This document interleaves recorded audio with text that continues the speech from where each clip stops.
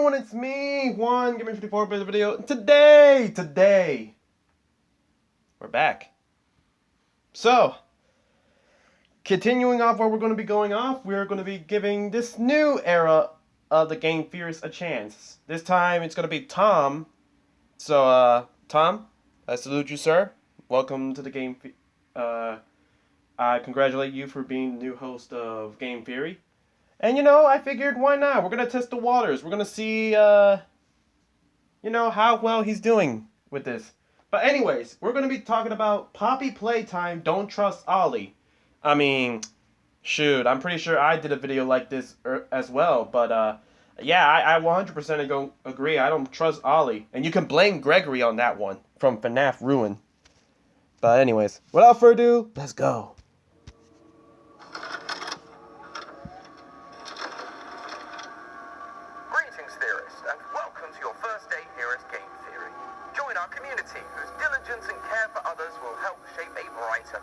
Okay.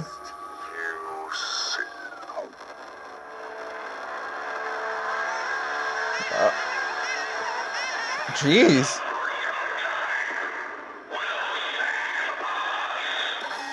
Oh, God. Hello, Internet. Welcome to Game Theory, the show that might be a little late to the Poppy party, but hey, so are mob games, so fair is fair. Now, I'm sure you're probably wondering why MatPat suddenly sounds British, so let me introduce myself. I'm Tom. I'm from England. I'm allergic to apples. I want to be Dorko at axe throwing. Oh! This is my very first episode as the host of Game Theory. That being said, this is far from the first Game Theory I've ever worked on. I hadn't actually done the math until writing this episode, but it turns out I've written around 140 theories over the last 3 years. Dang. Which is wild. And I've covered so many different topics too. ARGs like Welcome Home, science and math episodes like Tom Nook is a Crook and Markiplier's Perfect Pokemon, which was fun, if not a little weird. And of course, I've written my fair share of indie horror lore for franchises like FNAF, Cooking Companions, and the topic for today's episode, Poppy Playtime. In fact, I've been working on Poppy Theory since the very first video back in 2021. Yeah, dang. Like Matt has been around since the very beginning of FNAF. I have been around since the very beginning of Poppy. I was there analyzing every game, every spin-off, every trailer, trying my best to solve what the heck was going on in this abandoned factory. Now... Oh no. Imagine for some strange reason Poppy Playtime is not only gonna have one game, but it's gonna have multiple games, and poor Tom is going to have his fair share of Poppy Playtime. Oh no. Well, I'm pretty sure it's just the one game. It's alright. But 2.5 years later, we finally gotten to dive into Chapter 3, Deep Sleep, and oh boy, this was a massive step up. It was. Enemy encounters, a much longer playtime, and the scare factor was turned up to 11. Oh my god, why? How? Weirdly, not the scariest teacher I've ever had. High school theater was rough, but that moment's a little way into the story, so let's start from the beginning. We popped down a trash chute by the big bad of this chapter, Catnap. After escaping being crushed, we find our way down to a giant underground orb that contains MatPat again. horrifying location that's been even if it's just cameos. of Chapter 2, the Play Care. As yes. we are introduced to a new character, Ollie, a young boy that speaks to us over a telephone and is working alongside Poppy and Kissy to take down the prototype. I know you're probably mad at Poppy for not letting you escape, but she needs you. We need you. You are our mission. Together, we can save a lot of people. And by the way, yeah, my name is Ollie. the people who may or may not be alive. Have a few hallucinations and encounter the terrifying Miss Delight and her good friend Bob.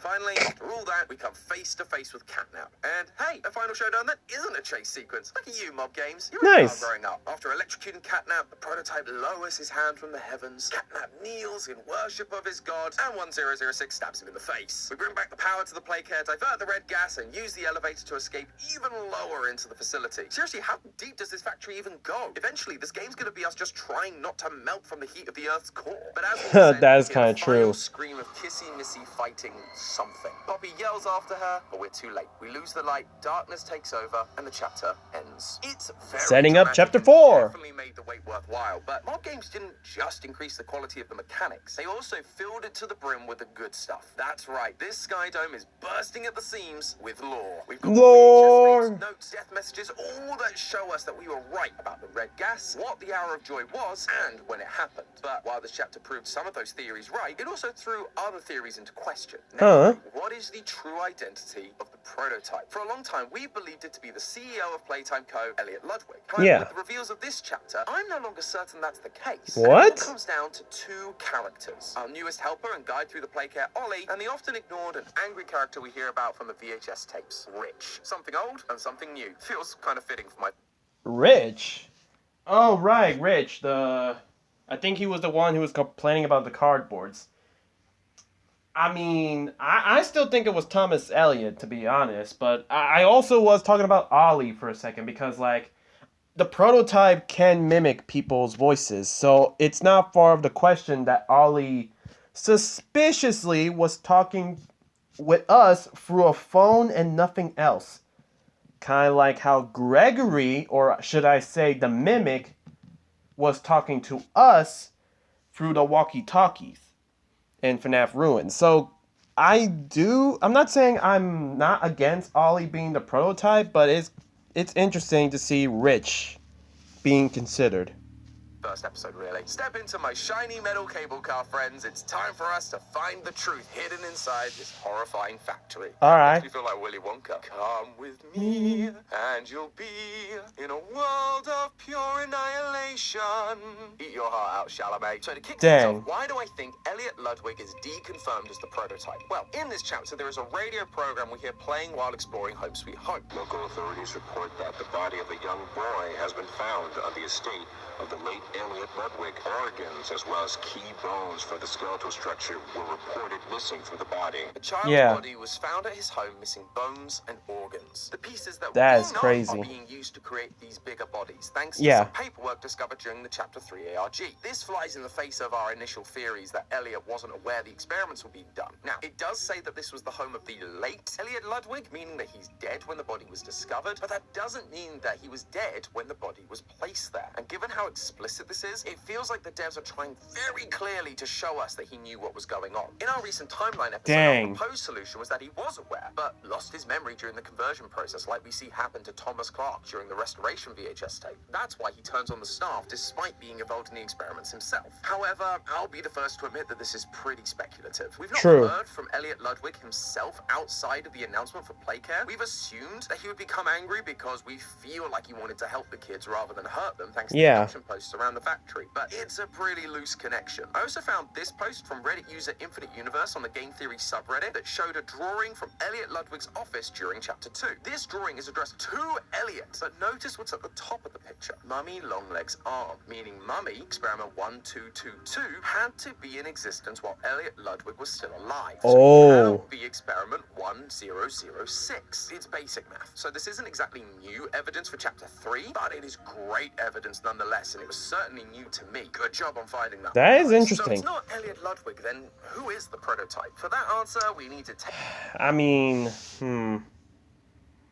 Then where was Thomas Elliot then? Like, if he's not here, then if he's not the prototype, then who is he? What, did he become a small toy? Is he dead? That's interesting.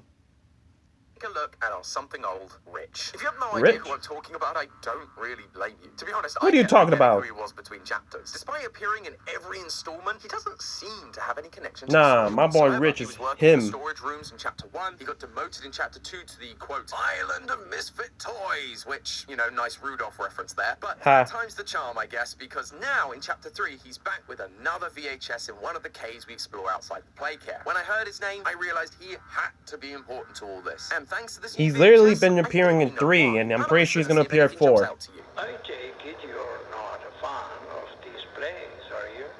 Nope, never liked the feel of it. I mean, don't you think these kids deserve some real sunlight instead of floodlights and painted skies? We're not even allowed to talk to these kids. Isn't that... Sorry, Stu. Sorry? That doesn't sound like the Rich I know. Well, trying to stop being so pissed off all the time. Same. My wife says I'm a lovely man, but I gotta control my temper. Did you Yeah. catch it? Rich actually cares has for these kids. In his He very does. first tape, he mentions how he feels the orphanage is a good idea, but he also points out it's very on brand for the company, so it makes him seem distant. But in this tape, though, he outright says how he feels about this place and how it treats the orphans. Underneath his aggressive exterior, he cares for them, and that He's a attitude gentle seems to be giant. working in his favor. You know, Richie, with my retirement coming up, they've been pushing hard for me to choose my replacement. I'm thinking about giving the role to you. Really? Really? Nothing official yet, but I think there's a decent guy beneath all that crap. He's getting promoted. It's only Yeah. a position, but we do know that the higher up in this company you get, the more you begin to learn about the true nature of things. It's the executives at the company that are running the Bigger Bodies initiative. And so there's a chance that dear old Rich here got promoted and was clued into what was going on. And given his love for these kids, I have a feeling that wouldn't sit too well. This puts Rich in an interesting position as it primes him to potentially be the true identity of either the prototype or the player themselves. We Dang it. Where it's in a position as it primes him to potentially be the true identity of either the prototype or the player themselves. Honestly, I wouldn't mind playing as Richie. I wouldn't mind playing as Richie. I mean, like, I know it's strange that I'm having some sort of respect for the person that I barely know and only hear through VHS, but I don't know. I kind of like Richie. I like Richie. But if he becomes a prototype, oh, that's gonna hurt my soul. We know the player is an ex-employee thanks to the descriptions from Chapter 1. Yeah. The player was recognized by both Mummy and Mr. Light, meaning he had access to both the game station and the playcare, areas that were only really operated by staff members involved in the experiments. Plus, when we looked at the slides of the executive staff members in Chapter 2, one of them was conveniently missing a name, likely so he couldn't figure out who we were. If Rich is getting promoted, there's a chance he was given access to these facilities and continued to climb the ladder to be an important part of the team. So much so that he was informed of the experiments they had been doing, which would have horrified him and really think about this. Maybe the names were down is because maybe, you know, they're taking down the name of the previous owner, the previous person in position, like Stu. But they're taking down Stu's name, and, you know, they were in the middle of trying to put Richie's name on top of there. I mean, I think that could be the case, but I think MatPat talked about this. I think MatPat talked about those letters on the floor, and he gathered them. And I'm trying to go off by memory here, but I don't think there was an S, a T, or a U. I might have to get back on this one. I might have to get back. But I do think that was the case. Or maybe Stu isn't actually the real name. Maybe Stu is just like a nickname that Richie's giving to his higher up. Led him to quit, only to return years later. The problem is, the letters that fell off the sign Oh, there it is. Don't spell Rich or Richard or anything that would point towards What him about being Stu? executive. The tapes also show Rich to be an aggressive type who isn't afraid to speak his mind. For him to miss the hour of joy, he would have had to just run away, which doesn't feel in character for him. I also don't think Playtime Co. would be particularly happy with someone who knew what was going on and had a tendency to make a fuss about it, just leaving their position. I mean, just look at Paul Rowan Stoll, fed to Boxy Boo for discovering the truth and planning to release it to the public. Dang. Which is why I think it is far more likely that Rich is the one that goes on to become the prototype. The VHS shows that while Rich is trying to keep it under control, he has a temper on him, which matches nicely with the prototype's violent tendencies. Because the next day I got demoted down here to the freaking island of misfit toys! The prototype seems to possess an unprecedented level of intelligence, as well as an alarming willingness to commit violence. Rich is Yes. also temperamental, flying into these aggressive moods with very little prompting. It's just hard to be happy about it when manufacturing's on our necks about it, because we can't fight stupid ugly boxes! Which is exactly how Leif Pierre described the prototype during the Chapter 3 ARG, temperamental. Now, we know these experiments Aw, can man. lose their memories like Thomas Clark did during the Restoration VHS, but most experiments do retain some kind of core personality traits. For example, Catnap has unwavering faith in the prototype, something he had back when he was the orphan Theodore. And so the prototype Poor being Theodore. aggressive tracks with Rich's predisposition. There's also the prototype's initial goal, which seems to be stopping more toys from being made, stopping children from being experimented. Okay, but what?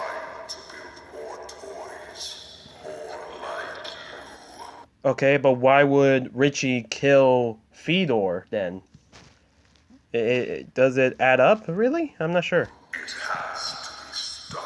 Which again ties into Rich's protective attitude towards these orphans. Yeah. Don't you think these kids deserve some real sunlight instead of floodlights and painted skies? But once again, that's all interpretation. Mapping one character's emotions onto another isn't exactly solid proof. However, there is one more piece of evidence that I think ties Rich to the prototype in a pretty undeniable way. Outside the Playcare Dome, we can find Catnap worshipping the prototype at a shrine that's built using scrap metal and toy parts. But Yeah. what's interesting about it is this part right at the front, a human skeleton, acting as the head of this abomination. But it's not just any skeleton either. This skeleton is wearing a hard hat. I know, that seems like a really random detail, but think back to all the tapes we found so far. Each one has been found in the location that Rich was working in. Chapter 1 was the storage room, Chapter 2 was the rejected toy room, and in Chapter 3 we find his tape inside the cave next to toolboxes, construction platforms, and builder's lights. Rich was working in construction, likely after being demoted again from the rejected toy department. Now, I'm not saying that this skeleton is Rich.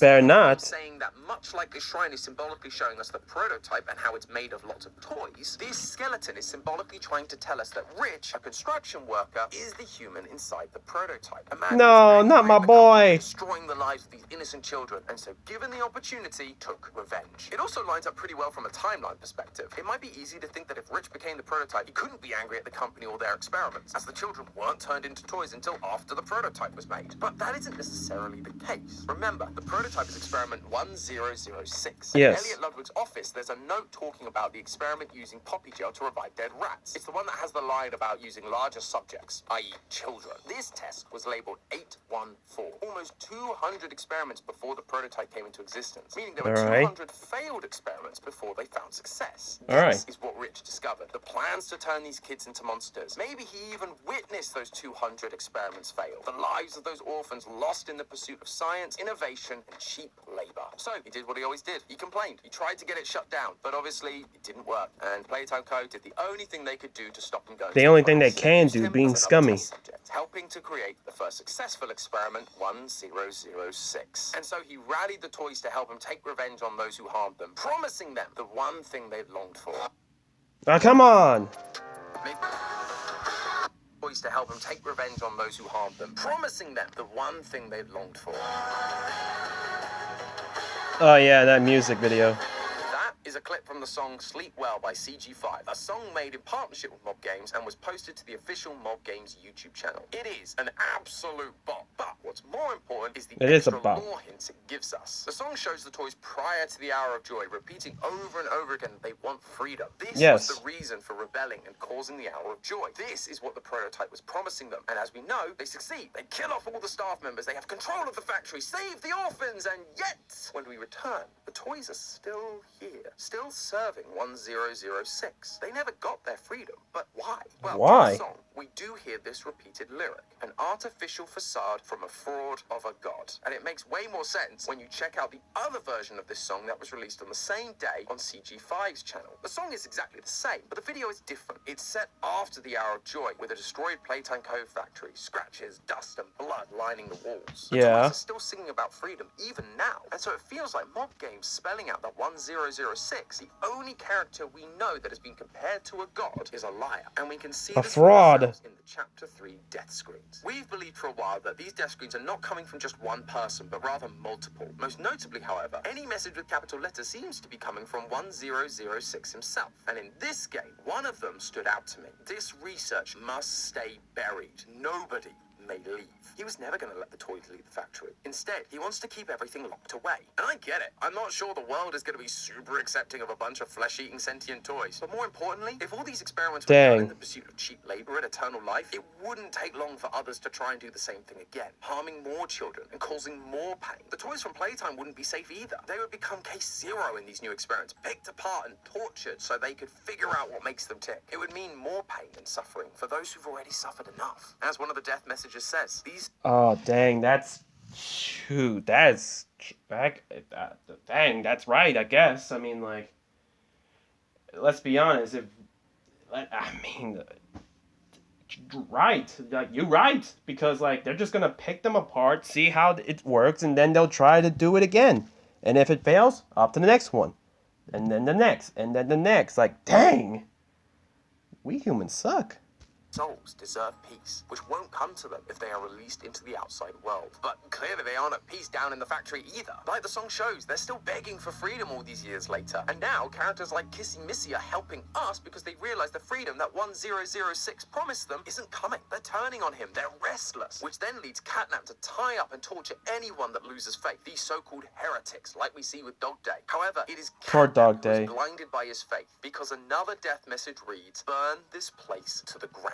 Combining that with the message from earlier about keeping all the research buried, and I think we have a pretty strong idea of what the prototype is planning. He wants everything the company ever touched destroyed, be it the poor children that got turned into toys, or the executives of the company like us who performed these horrible experiments. All of them must burn along with this place. From his perspective, this is an act of mercy, at least for the toys. They will finally be put to rest. Finally, they will know peace. Which is why, while Catnap is suffering during Chapter 3's final boss fight, rather than helping him, the prototype kills him and drags him away. He stopped Catnap's suffering. But for those of us who did these horrible things, we need to see justice. And that is why we are here. We are the last senior employee that remains. We need to pay for our crimes to make sure Oh, that come on, what man. happened in this place Why never us? happen again. But for that to work, he'd need to lure us here, to put us in dangerous scenarios we likely won't escape from. Something that stood out to me was the final tape we receive in this chapter, a tape from Harley Sawyer, the doctor, the one who started the Bigger Bodies Initiative. Of course, him. 1006. There are a couple of key details in this tape, like the fact the prototype occasionally slips from singular pronouns to plurals. I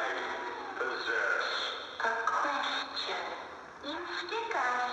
Beat us. Tear that flesh. Do you feel it? Which does make sense when you consider he's adding other toys to himself, making them part of him, like Mummy Longlegs told us. But the big takeaway for me was this last section. Regardless, I learn something new about you every day.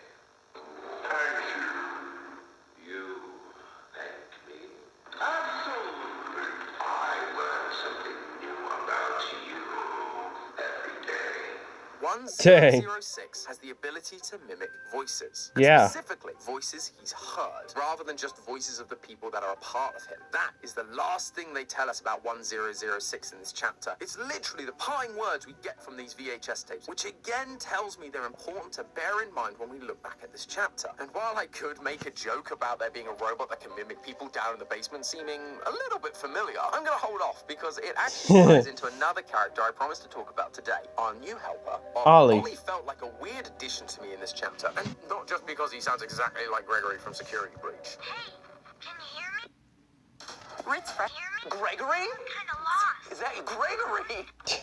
Gregory? Someone said Gregory. Stop. Not Gregory. Gregory, you made it here. Oh no.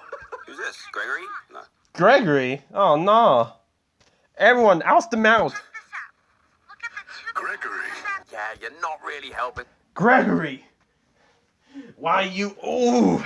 It's time. That's it. Someone give me mallet. The whole FNAF connection here, Mob Games. Regardless, I found his presence odd purely because of one crucial detail. He's a child. The factory has been abandoned for 10 years. Any child that somehow survived this long will be at least a tween at this point. And he doesn't Yeah. have to be inside the factory as well. Otherwise, how does he send us keys to the various parts of the playcare? It also seems unlikely that this is just a toy with a child's voice. Every toy we've encountered, Mummy, Poppy, Dog Day, all have adult voices. So if he was a toy, he wouldn't sound the way he does. But then, who is he? Simple. I'm suggesting that Ollie is a voice that the prototype is using to deceive us and Poppy. There's this drawing from chapter 2 Betray that us. shows a child playing with all the bigger bodies. And in Never it, we trust actually these. see You can never Poppy trust these standing kids there in playing with indie a child. games. Poppy is the one that tells us to trust Ollie, which makes me think that he might have been a child she played with in the facility, and that's why she's willing to trust him. Plus, if you go through the game files and look at previous maps, you can find a room in Home Sweet Home called Ollie's room, meaning he was a real child in the playcare at some point, which would have allowed 1006 to mimic him. And here's the thing, up until now, we've managed to escape both the likes of Huggy Wuggy and Mummy Longlegs without any help from anyone. Why Yes. now do we suddenly need help to get through the playcare? Sure, Ollie does have all the keys to the facility, but when it actually comes to things like puzzles and monsters, he doesn't offer us any help or advice. He keeps True. quiet and just leaves us to it. The only time he speaks to us is telling us where to go next, leading us into more and more danger. When you beat Catnap, you also Leading beat us his to a sword. trap. Wow, you did it! You must feel pretty good. With Catnap dead, you're one big step closer to the prototype. One step closer to winning. You've made your choice. You're staying to help Poppy. Well, finish the job. This words are technically correct, The best kind of correct. but the tone feels off, almost sarcastic, especially that line, "You've made your choice." Like, Oh, yeah. I've been helping Poppy since the beginning. That hasn't changed. And also, I couldn't escape even if I wanted to. What I think this is a slipping of the mask. Ollie accidentally revealing his true self because he doesn't want us to win. He wants us dead. Now, he doesn't speak entirely in plurals, but as I mentioned earlier, neither does the prototype, especially when he's mimicking someone else. I learn something new about you every day. Dang. I learn something new about you every day. That being said, Ollie does occasionally use lines like this. But she needs you. We need you. You are our mission. You are our mission. In the context of the scene, it feels like he's talking about him and Poppy, but calling us their mission feels like a strange choice of words, especially when you remember that 1006's mission is to lead us here and kill us. Throughout the rest of the run, he also uses we a lot, again, in a way that I think and people tend to think, like, I thought that's like, okay, maybe the other humans are also here too. But yeah, I think about it and it's like, now if it's 10 years, there's no way humans are alive. And again, Gregory messed up my trust. So yeah, I guess it does make sense that the prototype is Ollie. And I feel like that's going to be revealed on Chapter 4 when it releases. We're going to be Chapter 4. I don't know how we're going to do it. I don't know what monsters we're going to beat. But I'm mostly going to think that Chapter 4 ends with, a door or something saying, "Ollie, we're here for you. You found me." And then it's the prototype, and the prototype just, I don't know, did something to us, like sliced us or something. Like, I don't know, like, because you can't tell me those are not Wolverine-type claws. He's going to slice us, and we're just going to fall. Just so we can go to Chapter 5, the finale, I think. could be interpreted as him talking about himself and the player, but then there's lines like this. We need to make that red smoke go left instead. The "we" in the subtitles is capitalized, and despite multiple updates to this game, it's still there, at least at the time of recording, which makes me think it's a purposeful decision. This isn't the first time we've heard from Ollie either. During the trailer from Phase 3 of Project Playtime, we actually hear him giving the opening monologue, teasing us as to who he really is. Compassion is the discarded gem of the Forsaken.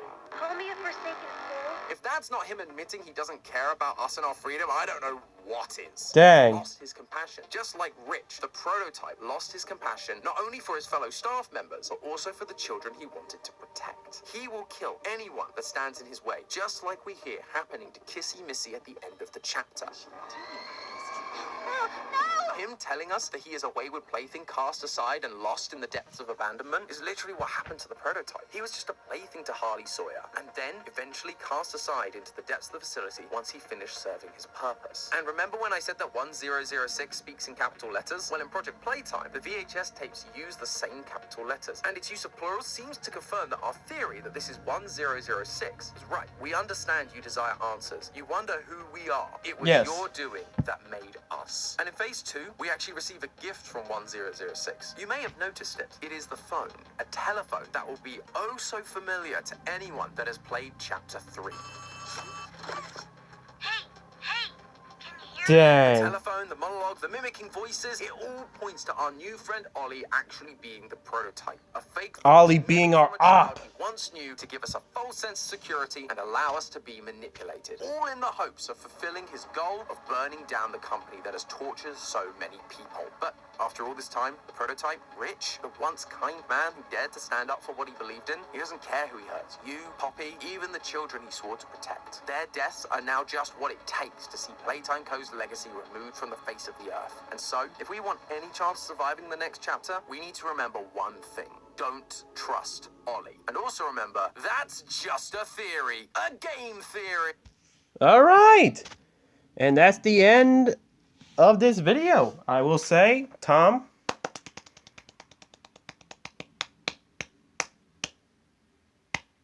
good job, Tom. Good job. I look forward to join with you in reacting to these game theories. These new era of game theory. So guys, that's going to be the video. What do you guys think? I feel like, yeah, it does make sense. Although I really don't want Rich to be the prototype. Like, it makes sense, but at the same time, come on, you can't do this to my boy Rich. Okay? Ollie, I'll be honest, I really shouldn't be hating on a child, especially a video game one, but, you can guess who ruined all that? Gregory. But whatever, okay? I just kind of think Ollie makes a little bit more sense. But at the same time, it's like, it also makes sense for Richie, but I like Richie more. So, yeah. So anyways, guys, make sure you like the video so I know you guys enjoy. Comment down below. What do you guys think? You think Tom's doing good on his first day as Game Theory? Game Theory's host? Would you want me to do more reactions to Game Theory? And subscribe. We're trying to upload lately. This is One Gamer 4 signing off.